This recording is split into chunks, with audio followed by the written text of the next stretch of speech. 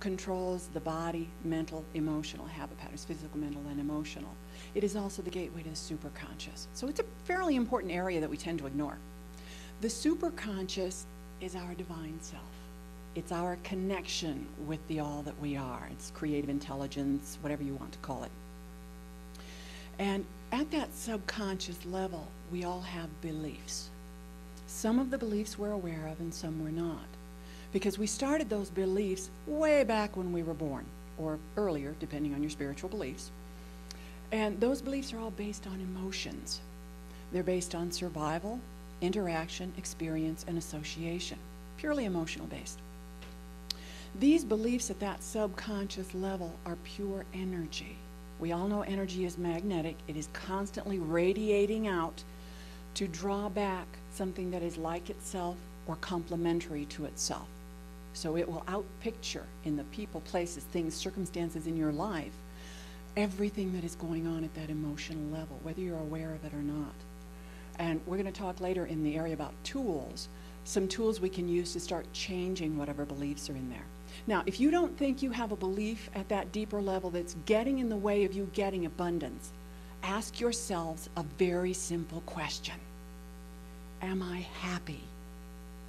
If you can give me a resounding, you betcha, you have no problems, what are you doing here? You should be up here with the microphone.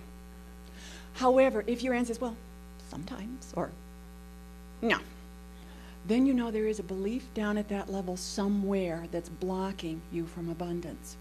And the severity of the unhappiness is a direct indication of how many blocks, how many beliefs, the intensity of those beliefs. Now, good news is we can change those. We can change those beliefs anytime we want to, and it's not nearly as hard as we've been led to believe. It can be done very quickly. We'll talk about that in the tools section. Okay? Now, the next topic we're going to cover is how do we build business and still maintain a balanced lifestyle? And like I said, most of us here, we're small business owners. So that can be a very difficult thing for us to establish. What we need to remember is we all know that businesses need business plans. What most of us forget is that businesses come second to a life plan. A life plan consists of 4 areas. You're looking at your spiritual, which is, of course, whatever gives you spiritual upliftment. Now, we all know what we don't believe in, probably whatever we were taught when we were growing up. We don't believe that spiritually. Or we've taken some out and just discarded the rest of it. Find out what you do believe in. That's where the power is. That's the positive power. And find out what you believe in all 4 areas of your life. Now, these 4 areas that we're going to talk about, I like to think of it as the circle of life. I like pie. It's the pie of life. Pie tastes better. We're going to have more fun with pie than we are with a circle.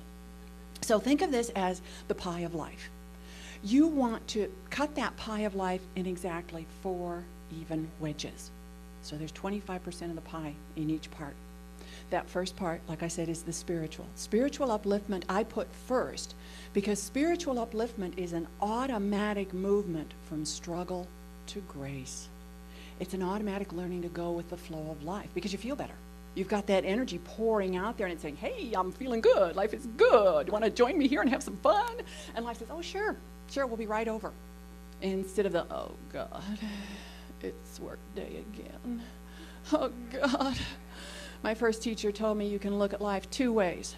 You can wake up in the morning and say, good morning, God. Or you can wake up in the morning and say, oh, God, it's morning.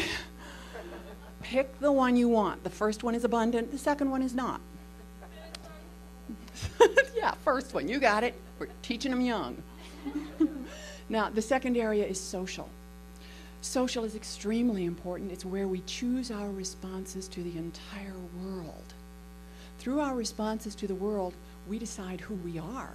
We create ourselves as this personality, as this spirit, through our responses to the world. So social interaction is fairly important. Next one is financial or work.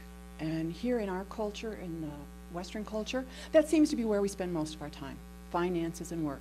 I don't know about you, but when I was growing up, I was taught that if you get your finances straight, everything else will fall into place and you'll be just fine. Well, I'm here to tell you